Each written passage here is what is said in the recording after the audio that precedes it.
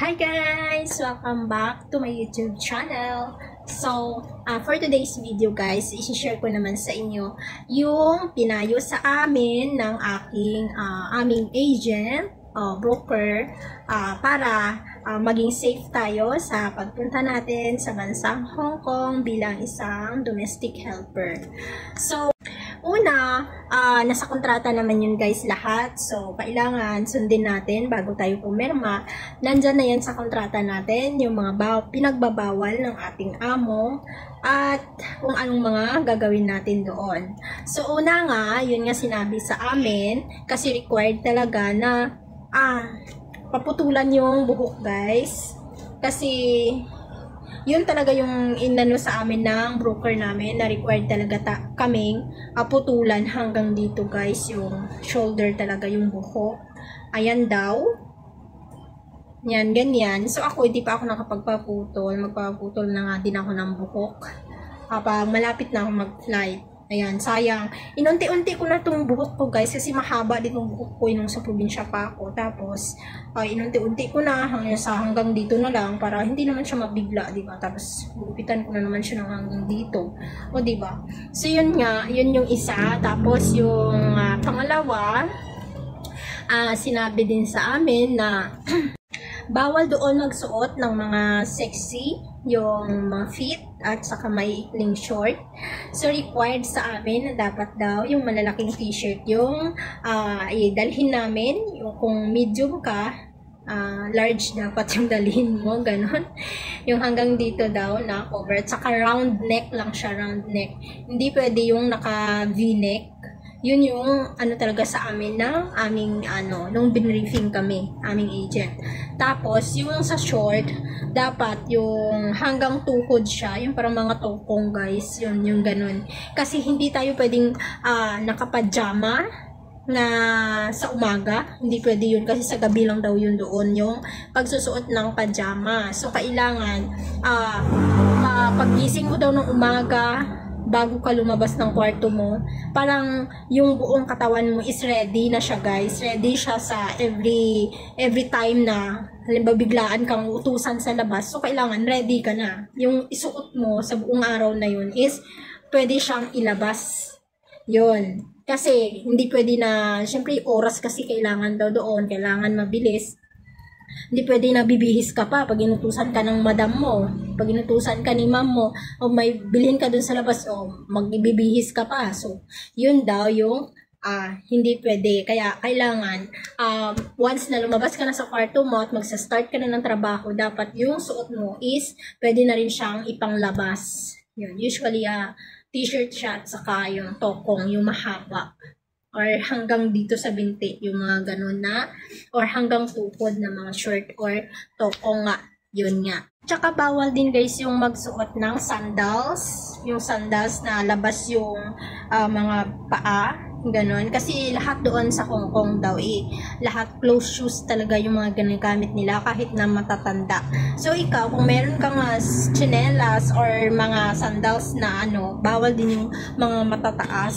Kung may flat ka man na chinelas or yung mga uso ngayon na diba, yung chinelas, need mo daw, pwede mong suotan ng medyas yun. Magme-medyas ka daw. Then, yung isa pang bawal na sinabi sa amin is yung paglalagay ng mga manicure, pedicure sa ating mga kamay at paa. Cutics, bawal doon guys. Yun. At bawal magsuot ng mga alahas na mukha ka pang madam kesa sa madam mo. Ayun. Siyempre, ano bang pinunta natin doon, di ba? Para, di ba, katulong tayo, magtatrabaho tayo, hindi yung magpapaganda tayo or mas talo pa natin yung madam natin habang nagtatrabaho, di ba? So, yun ang hindi pwede guys. At syempre, pag bawal yung mga cutics, mga earrings, or mga alahas dyan, syempre bawal din yung makeup, guys. Makeup, or lipstick, or ano dyan na ilalagay mo sa pagmumukha mo. Bawal din yun, guys. And may isa pang secret na sinabi sa amin yung aking agent na pinagbabawal. Meron daw yun doon sa Hong Kong na may mag-aalok sa'yo na maglaro ka doon ng games. games lang siya sa cellphone. Tapos mananalo ka daw dyan. Sabi, libre lang daw yan, ganyan. Maglaro ka daw, bibigyan ka nila ng parang application, ipapa-install nila yung application sa'yo. Games lang daw yun na application. Siyempre, pag sali tayo sa mga games, di ba, na mga application sa cellphone natin, maglaro tayo. Ini-enter natin dyan yung mobile number natin, yung name natin, di ba? Naglalagay tayo bago tayo, parang nagre-register tayo bago tayo makapaglaro, di ba, sa mga ganyang mga games. Tapos mananalo ka, ganyan daw.